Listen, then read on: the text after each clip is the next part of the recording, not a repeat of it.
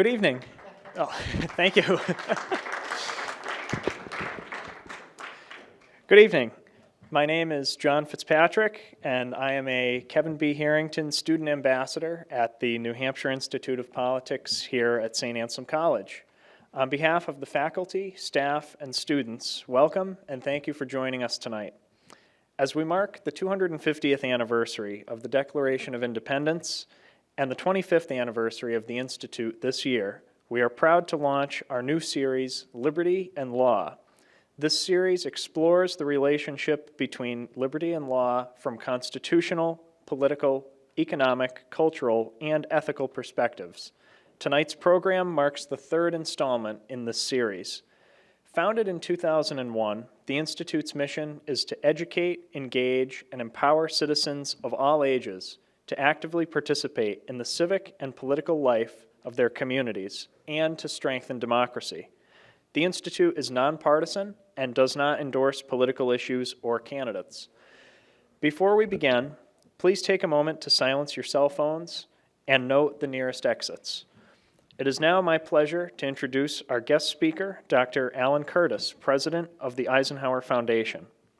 After leaving public office in 1981, Dr. Curtis was named founding president and CEO of the foundation, which identifies, funds, evaluates, and scales evidence-based programs for disadvantaged American youth and families.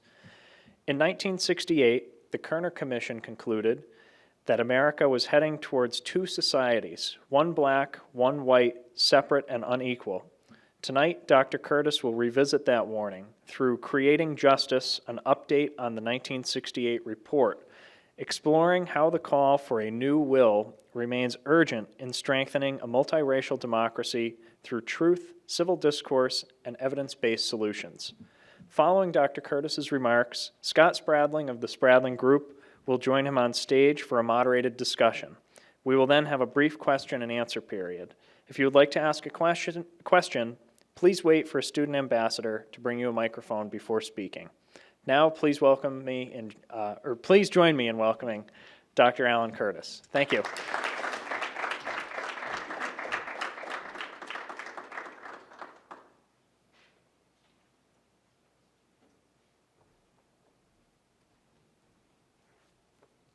Good evening. Sorry, it's too thick. I really appreciate during this difficult period in our nation's history that I think there's no more appropriate place to sort things out than here at the New Hampshire Institute of Politics. I'm grateful for this opportunity to really be with you again. I've spoken in the past. New Hampshire is really integrated with the Eisenhower Foundation's history.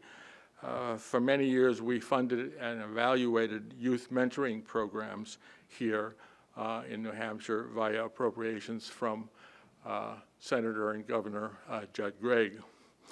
Our forum this evening is about really the unsettled times of 2026 and how in some ways they re-express the unsettled times of 1968.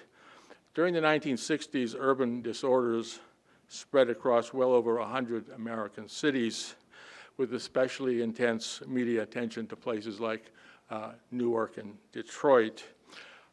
Whites tended to call the disturbances riots. People of color called them protests. In response, President Lyndon Johnson formed the bipartisan National Advisory Commission on Civil Disorders. It was named the Kerner Commission after its chair, the then governor of Illinois, Otto Kerner. Most of the Kerner commissioners were privileged white men, yet in 1968, the Kerner Commission warned against white racism, quote unquote, and concluded that the nation was moving towards two societies, black and white, separate and unequal.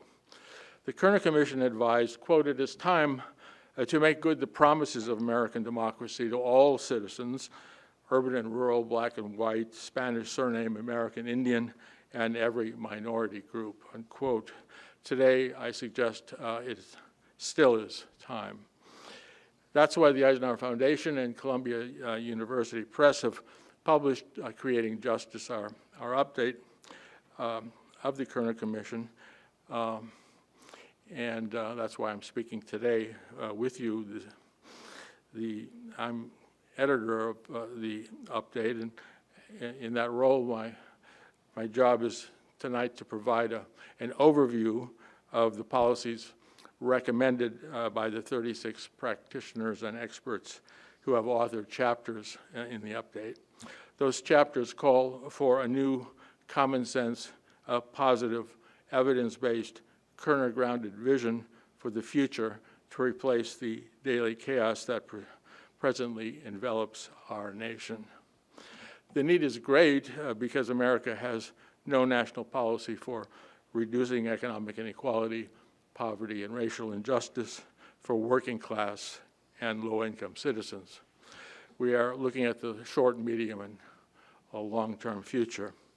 Our policies are designed to lead up to the November 2026 congressional elections and beyond. We very much seek your own perspectives this evening on those policies. Creating Justice is about what works and new will.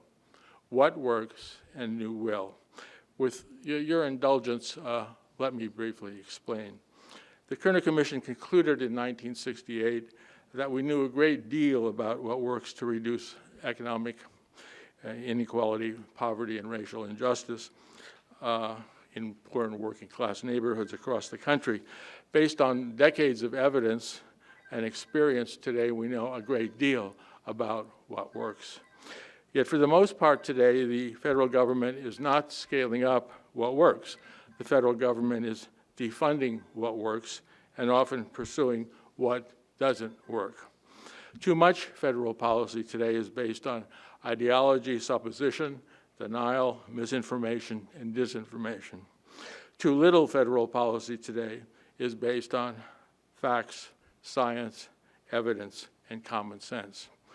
In the 1963 speech he never delivered in Dallas, President Kennedy had planned to say, quote, "America's leadership must be guided by learning and reason, or else those who confuse rhetoric with reality will gain popular ascendancy with their seemingly swift and simple solutions to every world problem."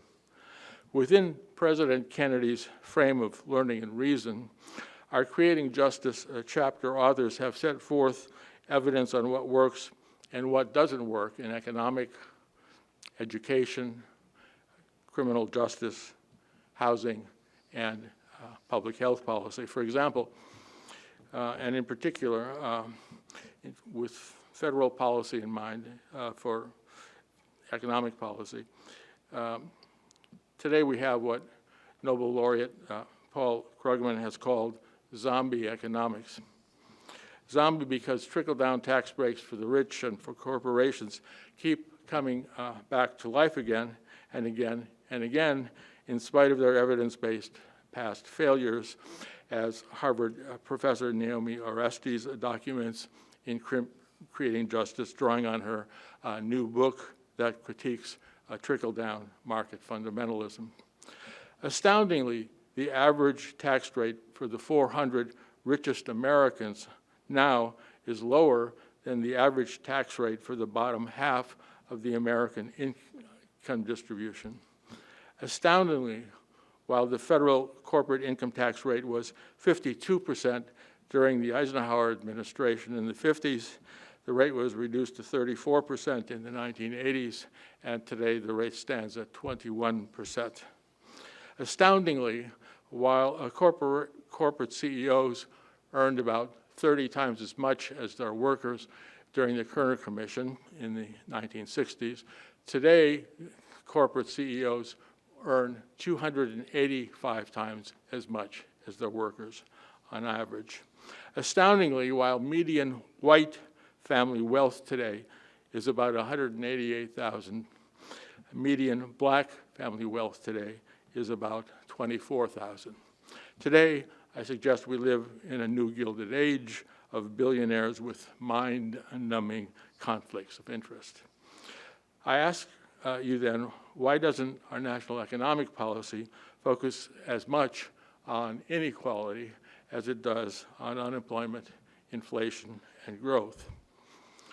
With its tax rates for the rich and corporations, the exploitive federal budget legislation passed last July will redistribute trillions of dollars upward in the next decade. The rich will get richer. In 2026, tax refunds are expected to increase for many Americans, and no doubt there will be a public relations media campaign to remind average citizens of their good fortune. But by far the largest financial benefits of the legislation passed last July are heavily skewed towards high-income households and corporations. Not surprisingly, public opinion polls show that poor working-class and middle-class Americans are deeply concerned about the skyrocketing income and wealth inequality. That inequality needs to be reduced by increasing taxes on the rich and corporations, as our colleague, Nobel laureate Joe Stiglitz and many other leading economists have set forth. At the same time, we need to give a high priority to everyday affordability, priority to reducing the cost of food, of housing, of childcare, of healthcare, of energy, and of transportation. Here, keep in mind that affordability embraces both prices and wages. A higher minimum wage is affordability policy. Stronger labor laws, which help workers unionize, constitute affordability policy. In addition, we need to recognize that tariffs, which increase prices, have not succeeded in revitalizing American manufacturing. The Kerner Commission gave equally high priority to both economic and education policy. In Creating Justice, Stanford professor Linda Darling-Hammond documents how today the federal government is not focused on reversing the national teacher shortage, not focused on how the lowest performing students have been falling further and further behind in math and reading, not focused on scaling up Head Start early education, and not focused on expanding innovative community school programs that have been evaluated as powerfully successful. Instead, the federal government is trying to abolish the Department of Education and is promoting the school vouchers that have failed in careful evidence-based evaluations. As for criminal justice policy, while the Kerner Commission had advocated for police reform, that reform did not take place in the wake of the killings of George Floyd in Minneapolis and Breonna Taylor in Louisville. Not surprisingly then, the number of people killed by police has risen every year since George Floyd was murdered in 2020. There is no federal effort to scale up evidence-based violence reduction initiatives, grassroots mentoring programs, and proven partnerships between police and nonprofit organizations in poor and other low-income neighborhoods. Big city mayors have reminded us of this need, as we discussed with them last summer at the annual meeting of the U.S. Conference of Mayors. While the visionary University of California criminologist Elliot Curry reminds us in Creating Justice about the high endemic violence in America compared to other countries, today we can't see evidence-based ways in which the National Guard is reducing crime in low-income neighborhoods in Washington, D.C. But we did see ICE agents killing U.S. citizens in Minneapolis. We also are back to prison building, with ICE planning to spend over $38 billion to turn warehouses into detention centers. This is being done even though the great majority of people who entered deportation proceedings for the first time in 2025 had no criminal convictions. Of those who had a criminal conviction, nearly half were for nonviolent traffic and immigration offenses. This evidence shows how federal claims of high levels of violence among immigrants are just not true. Along with criminal justice, housing was another Kerner Commission priority. The Housing Act of 1968 was co-authored by moderate Black leader, the late Massachusetts Republican Senator Edward Brooke, who was a member of the Kerner Commission and who was a trustee of the Eisenhower Foundation. But the legacy of his 1968 Housing Act remains unfulfilled. With the tremendous shortage today in low and moderate income housing, we need to return to the strategies of the pre-1980s. Then, low and moderate income housing construction successes were achieved when the federal government partnered with private entities like the Local Initiative Support Corporation and James Rouse's Enterprise Community Partners. Instead of building on such past evidence-based public-private housing successes, today the federal government has reduced the Department of Housing and Urban Development's budget. The federal government is promoting empowerment zones that have demonstrated little evaluated success. The federal government is rolling back enforcement of fair housing laws. Nor has the housing legislation currently being debated in Congress significantly changing these realities for low-income Americans. Coincidentally, with millions of Americans uninsured, there is no federal initiative today to expand the Affordable Care Act, which has been evaluated as successful and which is popular in public opinion polls. Instead, Medicaid and SNAP anti-hunger funding has been significantly reduced to help finance the unpopular 2025 tax breaks for the rich and for corporations. To say it another way, for the cost of 3 weeks of the war in Iran, we could restore the health insurance subsidies that were allowed to expire last year. So I ask you, what am I saying with all of these policy examples? I'm saying that in our Creating Justice chapters, we have identified evidence-based economic, education, criminal justice, housing, public health strategies that together form a holistic, interdependent policy to reduce economic inequality, poverty, and racial injustice among the working class and the poor. And I'm saying that our Creating Justice vision for the future eliminates the policies that don't work, from zombie economics to the National Guard and ICE agents on our streets. Nonetheless, today, we still can't scale up what works. We can't scale up what works because we still don't have what the Kerner Commission called new will. I'm talking about new political will. How then can we begin creating such new will? That is arguably the most important strategic question we face in America's 250th anniversary year. Again, with your indulgence, let me illustrate from our Kerner update some of the ways that we suggest to generate new will.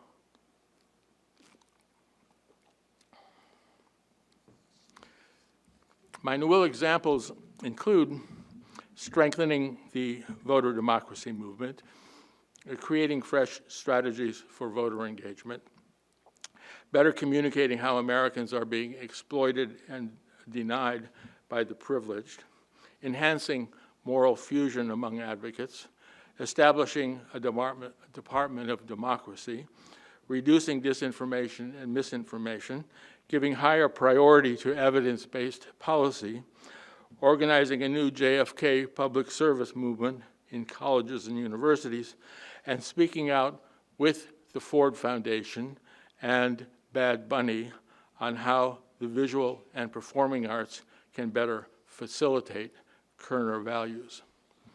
To begin with, when it comes to motivating voters to generate new will, the timing is opportune. The latest public opinion polls show revulsion over ICE behavior, business uncertainty over tariffs, low confidence in public policy, perceptions that the government isn't paying enough attention to the country's most serious problems, concerns that checks and balances aren't working, policy and financial oppositions to the war in Iran, and low job approval ratings. Public polling shows that a majority of Americans support the federal government taking on evidence-based roles in solving the nation's domestic problems. The results of recent local elections here in New Hampshire and New York, New Jersey, Virginia, and many other states have reinforced taking evidence-based action in the minds of citizens. National polling shows that people who did not vote in the last presidential election would be motivated to vote for policies that make the rich and corporations pay for their fair share of taxes, and for policies that focus more on the cost of living kitchen table realities faced by average citizens. To build on this and on related public opinion polling that disapproves of much of present federal policy, we need to follow Princeton professor Matthew Desmond in his book, Poverty by America. We need to more clearly frame how privileged elites and market myth-driven financial institutions are exploiting the American people, and how they are denying that exploitation. Exploitation and denial. These important words must be used, I suggest, strategically as we communicate the creating justice vision to the American people. The exploitive 2025 tax breaks for the rich and for corporations have not yet been skillfully communicated to the American people. Similarly, the ways that exploitation is being denied by power brokers have not been skillfully communicated to the American people.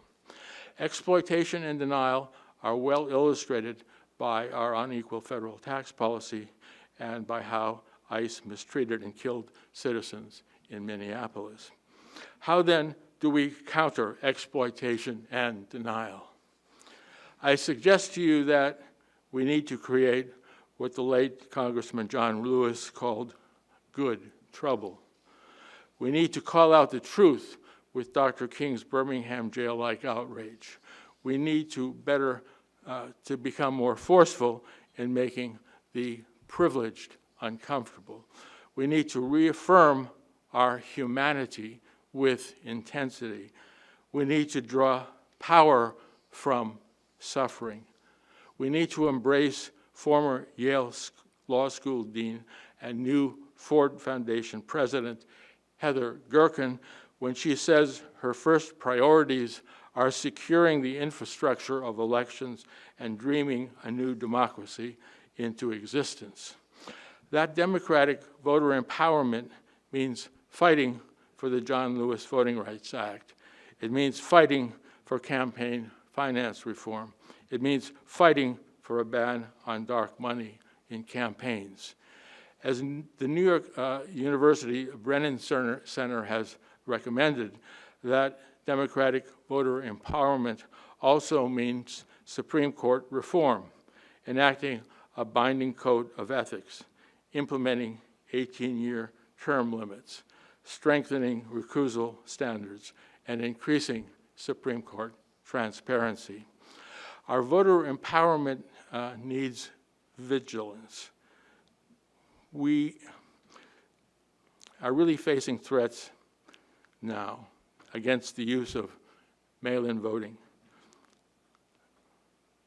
threats against the use of voting machines, threats to federalize control of the November congressional elections, and threats in the voter identification bill that is now being debated in Congress.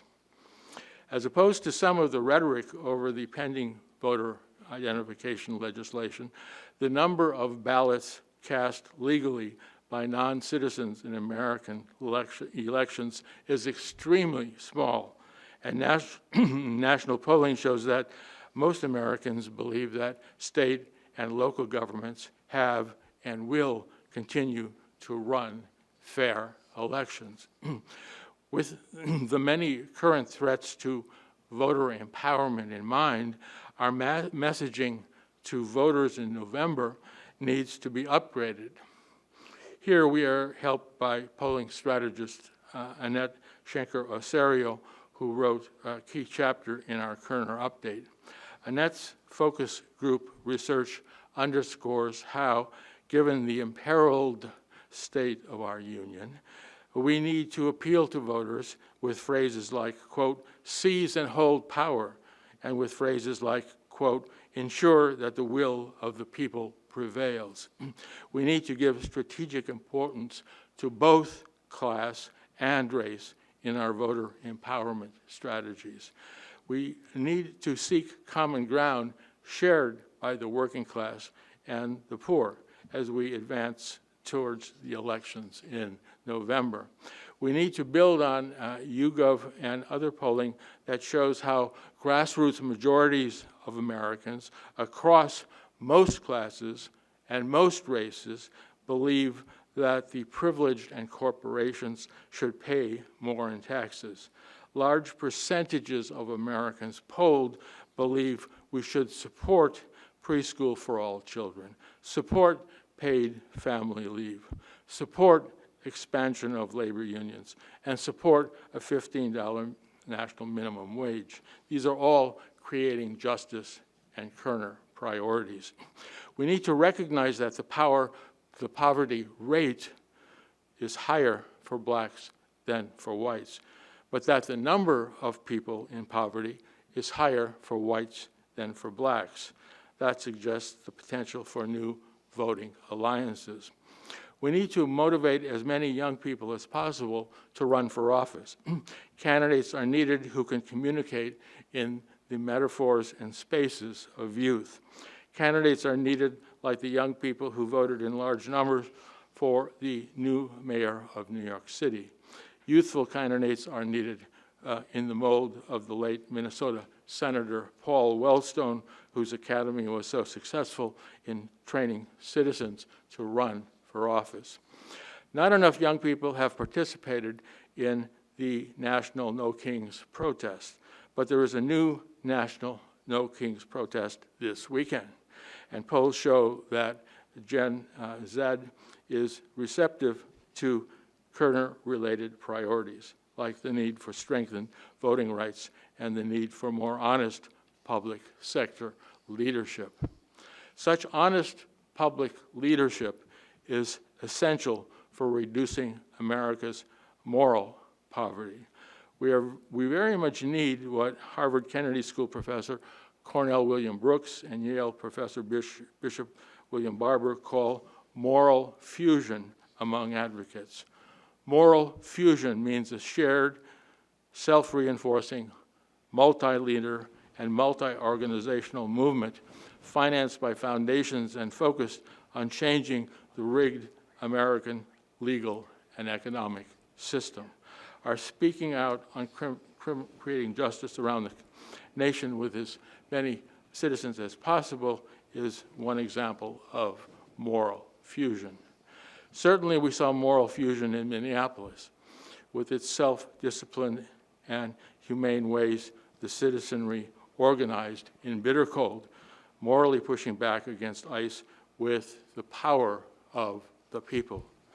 The strategies in Minneapolis built on the civil rights movement by emphasizing nonviolent civil resistance and community protection.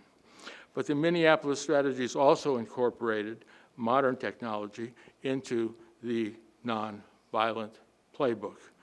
We now need to carefully dialogue on how the 2026 Minneapolis resistance model and the 1960s civil rights model can be integrated together into our Kerner legacy movement to reduce economic inequality, poverty, and racial injustice. Strategically, we need to ask whether current advocacy for what is being called, quote, civic education, unquote, is based on Kerner values, or whether it is more designed to deflect action on reducing underlying inequalities in America. Instead of creating a Department of War, we need to create a Department of Democracy-type institution as advocated in creating justice. I suggest the mission of such an institution needs to build on the recommendations of MacArthur Award winner and Smith College professor Loretta Ross in her new book, which is entitled Calling In: How to Start Making Change with Those You'd Rather Cancel.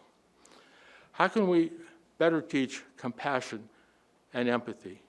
How can we develop what Professor Ross calls the calm in your soul and the confidence in your choices and the righteousness of the fight for justice? How can we hold accountable those who presently reject Kerner and creating justice values? How can we build on shared values? How can we integrate both calling in and speaking out? America at a Crossroads, the PBS NewsHour series moderated by Judy Woodruff, has, to its credit, explored such questions with Professor Ross and with local nonprofit organizations around the nation that are seeking to bridge divides among common citizens. We now need to carefully evaluate programs based on the calling in model of Professor Ross. If these initiatives are demonstrated to work, we then need to scale them up to create justice. I suggest that the mission of a federal Department of Democracy or a similar private sector institution also embrace significantly reducing misinformation and disinformation in our national dialogue. Instead of using reliable information to determine how to govern, today, exploiters and deniers are manipulating data, ignoring data, or jettisoning data altogether. Today's exploiters and deniers act as opportunistic public relations influencers, not as evidence-based professionals. All of this points to the need for reform of social media algorithms. Otherwise, our ability to make meaning of the world will continue to deteriorate. Here, as we discussed in our recent Creating Justice Forum at the Harvard Kennedy School Institute of Politics, a number of European countries are far ahead of America. Some European countries have successfully implemented K-12 evidence-based curricula to teach students how to recognize and deal with misinformation and disinformation. In our advocacy, we need to reverse a congressional action in the United States that has blocked and canceled development of such curricula and has shut it down, for example, at Stanford University. As Professor René DiResta at Georgetown University has underscored, America needs a counter-strategy against the virtual social media rumor mill of exploitive influencer propaganda that increasingly shapes public opinion. We need to build on portions of the European Union's transparency and accountability laws. A new Department of Democracy needs as well to give priority to implementing evidence-based policy. Again, astoundingly, most federal programs relevant to Kerner are not evidence-based, as Arnold Foundation Vice President Justin Miller documents in Creating Justice. Beyond the many examples of policy without evidence that I already have given, we recently have seen the federal government deny the Kerner-relevant scientific finding that climate change endangers human health and the environment. The widespread failure to scale up evidence means that George Orwell's deeply relevant masterpiece, 1984, about dystopian government, has great significance today. The novel 1984 is full of authoritarian government slogans. Slogans like 2 + 2 = 5. Slogans like war is peace. Slogans like freedom is slavery. And slogans like ignorance is wealth. On an almost daily basis in America today, we are being told that 2 + 2 = 5. On the other hand, Maryland Governor Wes Moore, who wrote the foreword to Creating Justice, is leading the state-level evidence-based movement in America and is partnering with the nonprofit Coalition for Evidence-Based Policy. Given the need then, why are foundations not more seriously financing and scaling up advocacy for the evidence-based movement? And why aren't colleges and universities advocating for more evidence-based? At the same time, American colleges and universities need to reawaken even more of JFK's vision. President Kennedy declared, quote, "Let public service be a proud and lively career, and let every man and woman who works in our national government be able to say with pride and with honor in future years, I served the United States government in that hour of our nation's greatest need." That hour of our nation's greatest need surely is at hand in America today. When I was a Harvard undergraduate in the 60s, so many students across the country wanted to undertake public service. Today, so many students want to pursue finance, computer science, and consulting. Colleges and universities need to reverse that trend and to better integrate scholarship with nonprofit action at the national, at the grassroots level across the nation. American colleges and universities need to further increase socioeconomic diversities. American colleges and universities need to be more courageous. With such courage, the Ford Foundation was powerfully proactive in its recent National Vision and Justice Forum in New York City. The Ford Vision and Justice Forum, in effect, asked how the performing and visual arts can better enhance new will.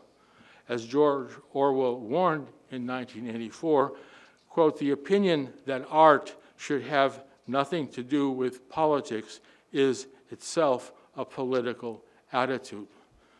So we need, for example, to build on the artist-driven activism of Hank Willis Thomas.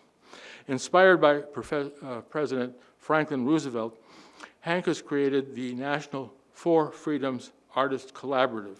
Four Freedoms artists work to communicate how money, power, art, commerce, education, and the public sector interrelated. Within this cultural framework, we need to recognize Bishop Barber at Yale when he reminds us that sometimes the pain is so great that poetry, music, and song must help us carry through, as Dr. King knew well through his civil rights partnerships with Aretha Franklin and Mahalia Jackson. In the spirit of Aretha Franklin and Mahalia Jackson, just look at the power of Bad Bunny's message at the Super Bowl. Advocating for how the visual and performing arts can reinforce Kerner values, we need to deflect and oppose current attacks on the Kennedy Center for the Performing Arts and on the Smithsonian Museum of African American History in Washington. We need to preserve and reinforce what the Smithsonian teaches us about the legacy of slavery. These then are just a very, very few illustrations of new will strategies that can facilitate the scale-up of what works. Tonight, then, I challenge you to partner with us and to create and carry out many more new will strategies, as we did with the National Urban League at its annual meeting last summer. I challenge you to pursue John Lewis' Good Trouble with us.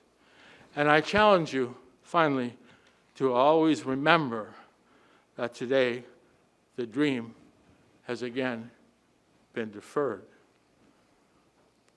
What happens to a dream deferred? Does it dry up like a raisin in the sun? Or fester like a sore and then run? Does it stink like rotten meat or sugar over like a syrupy sweet? Perhaps that dream just sags like a heavy load. Or does it just explode? Thank you.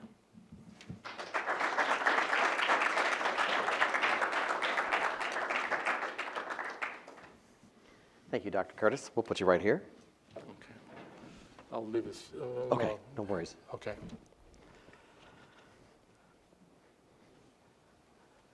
Dr. Curtis, thank you for a thought-provoking and passionate conversation about our democracy and where we are and maybe some options about where we go from here. I'd actually like to start with a little bit of a pointed question that's maybe a logistical one. I'd be willing to bet that not a word you said tonight would ever air on Fox News. And because of that, there are millions of people who might benefit from the conversation, might want to hear what is said, but may never get a chance to hear something like this if that is their main means of getting information. How do you meet American voters where they are at when they're not even necessarily getting this message and having this conversation? I don't know. That's a great question. One too short an answer would be Pete Buttigieg, who was known as a Democrat for speaking on Fox, and actually for doing well and engaging the Fox people in something more than just name calling. So Pete is a model that we can, if we can replicate that. There are professors and experts who try to get at how, in fact, to interact when you're so different. And there are strategies you're supposed to use. But I find in my own experience that it is really difficult. So I don't have an easy answer to that. But I think we have to try. And I would certainly hope that some of the folks in the audience might have some ideas, because we're getting into season, right? Pretty soon all the candidates are going to be coming here. Right, very.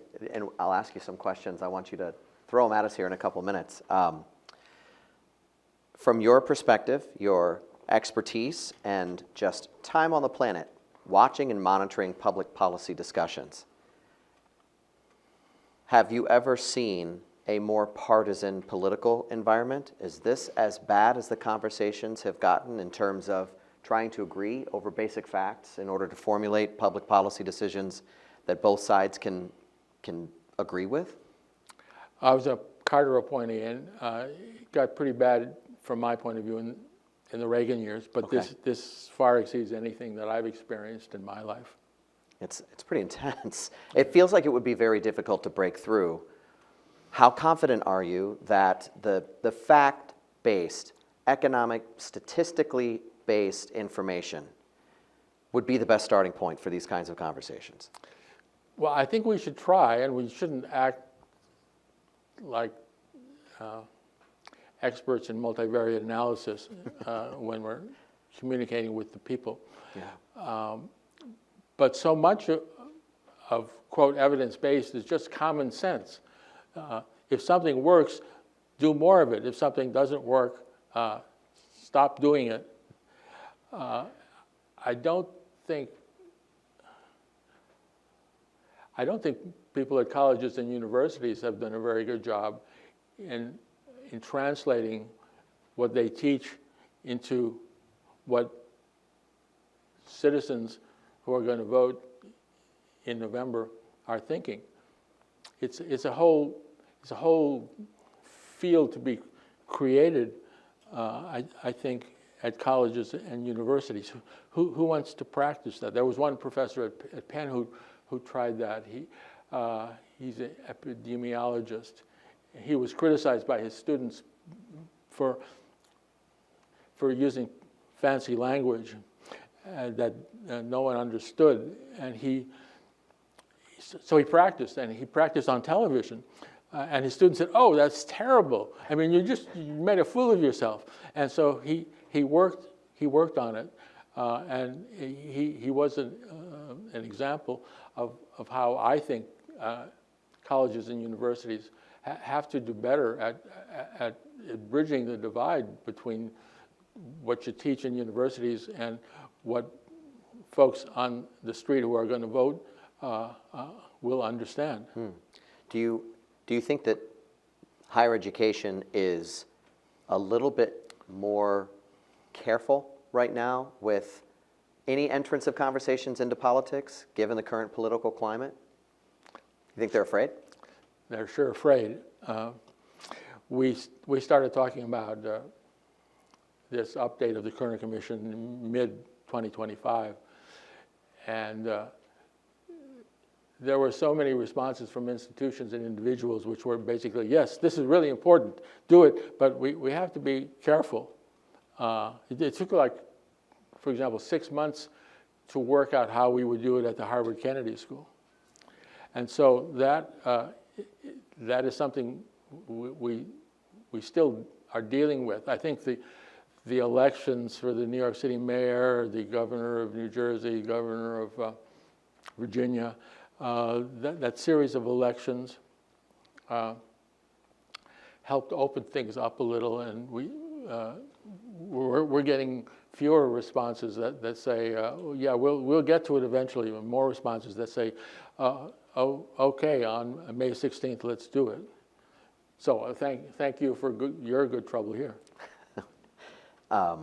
Talking about the voices who have to lead the conversation, I think a lot of your message was starting here at the grassroots level, at the ground up, the youth movement, the burgeoning leaders of tomorrow. But for the immediate conversation at the top levels of politics, I was noting the names that you were basing a lot of your message on, and JFK and John Lewis and Senator Wellstone. They're no longer with us. Pete Buttigieg is still in the fray and still in the conversation. Those are all Dems, and I'm wondering, have you seen a Republican voice that's out there having these kinds of conversations about guiding people towards facts and figures and trying to agree on the landscape of the scope of the problem before making proposed solutions? Have you seen anyone like that out there that might help bring the two sides together? Yeah, I'm looking for people like that, and I don't see them. I mean, you will sometimes see members of Congress on certain committees say, well, here, what we're proposing works. But no one in the Republican camp is speaking out this way. And why shouldn't they? Musk was supposed to make government work. Is pursuing what works not a bipartisan issue? So I'm not answering your question very well, but I just don't see them. I think you actually answered it just fine. I'm not sure that I think that's a reflection of our environment right now, that it is just so polarized. There are not folks that are trying to aggressively find that common ground and getting traction.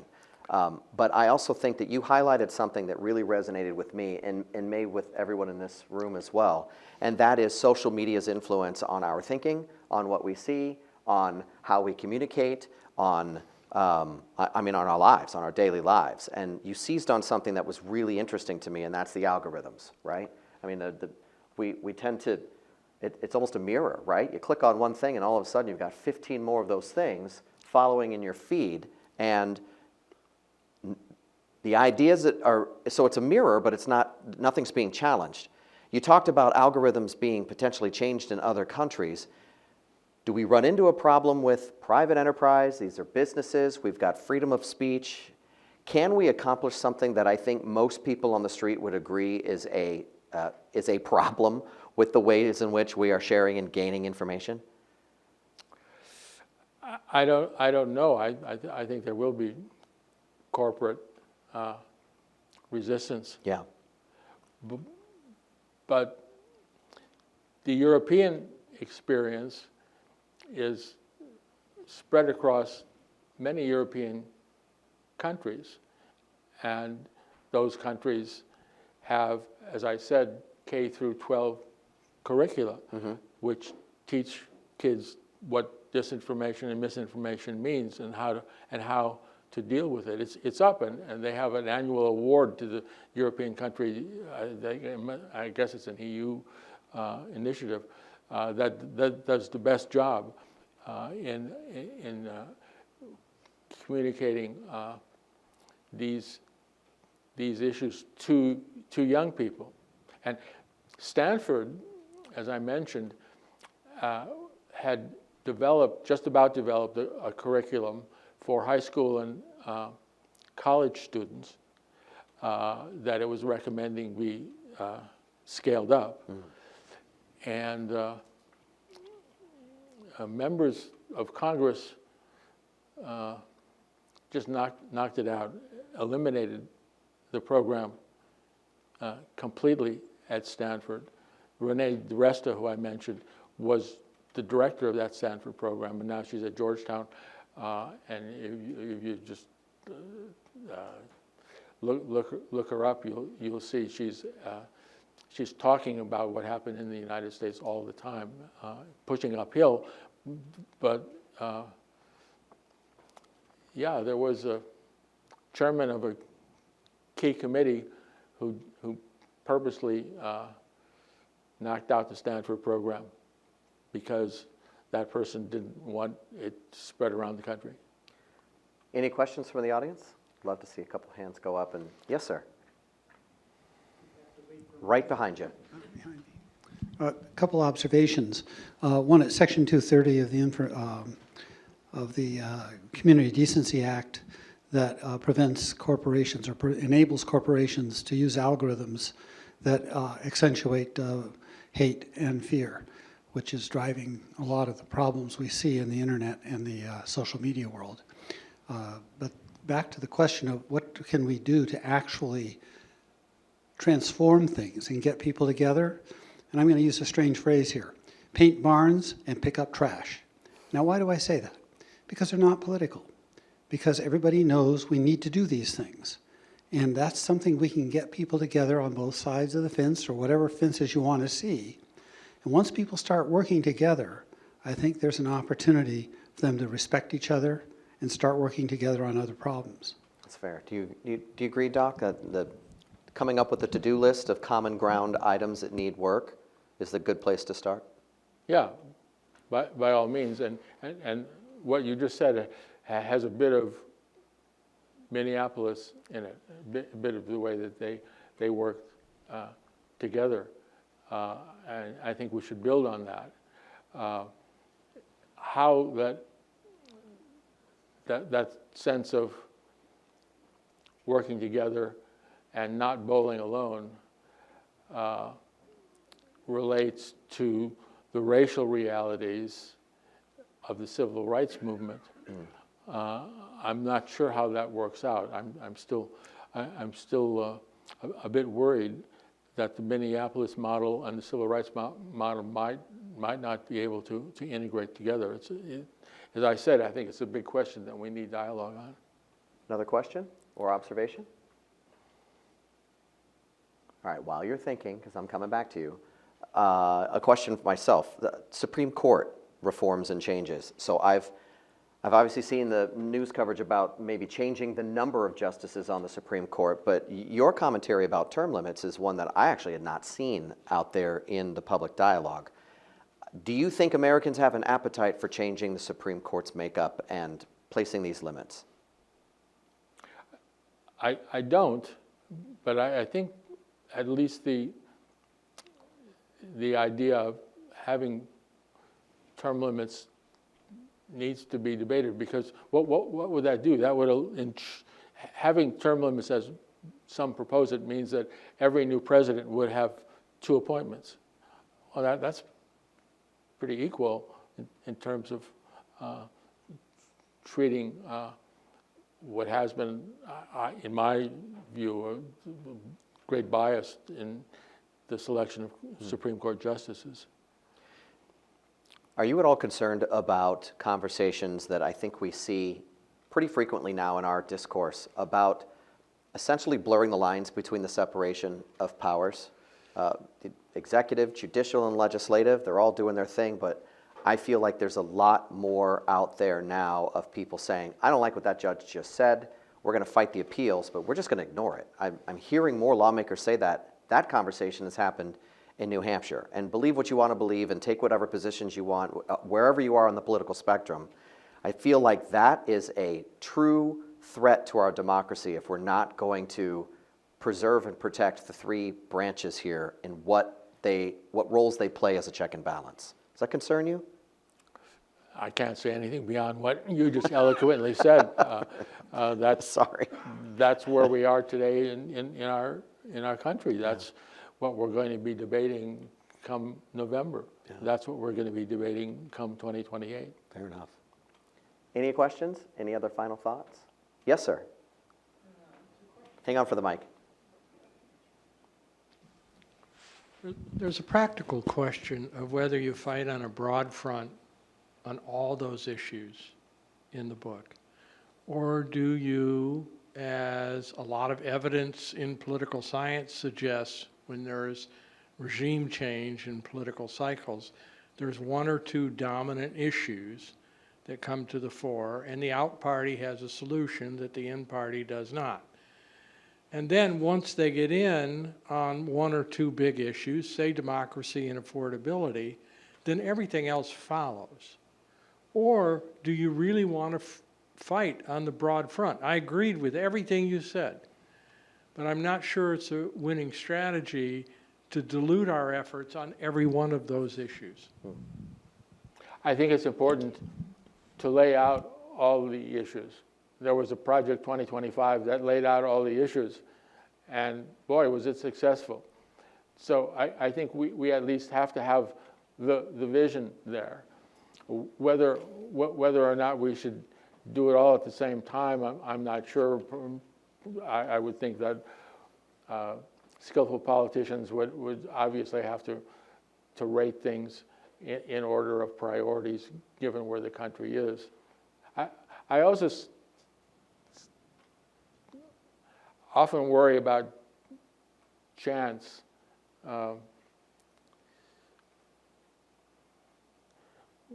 When I was in college, it was very exciting times. Actually, at this point in time, my sophomore year at Harvard, we all went down and we all got a chance to go to the White House with cabinet secretaries. It was receptions with terrible Tommy Corcoran and other New Dealers. It was wonderful for students who were majoring in government and economics. And then Kennedy was killed. But then Johnson, who none of the Kennedy people liked, powerfully said to Congress, you're going to pass the Voting Rights Act and Civil Rights Act and the Housing Act. You owe it to the martyred president. Does one in one's heart hope for negative things to happen like that can then produce positives? It's a bit, to me, much of my work evolves from the legislation of the 60s, yet it happened in such a happenstance way. Any other questions or final thoughts? Dr. Curtis, what is your level of optimism about us coming back together and having calmer conversations that, maybe not compromise, right? In politics, it means like nobody's happy, but you got something accomplished that moves the ball down the field in policy that benefits the greatest number possible. Do you have any optimism about that returning to the fray sometime soon? Because that's not where we're at right now. Both sides are hyper-partisan. It's not where we're at. My colleagues and I, and there are a lot of colleagues, we're speaking in different combinations around the country, all are focusing in the short run on November.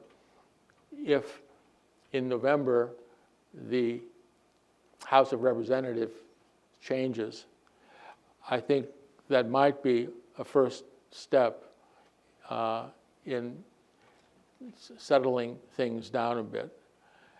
And so maybe I'm short-sighted, but that's where my advocacy and action is. Whether between such an event and 2028 we can then make progress, I don't know. I'm moderately optimistic that the House of Representatives could change. And that's about as optimistic as I can be right now. Okay.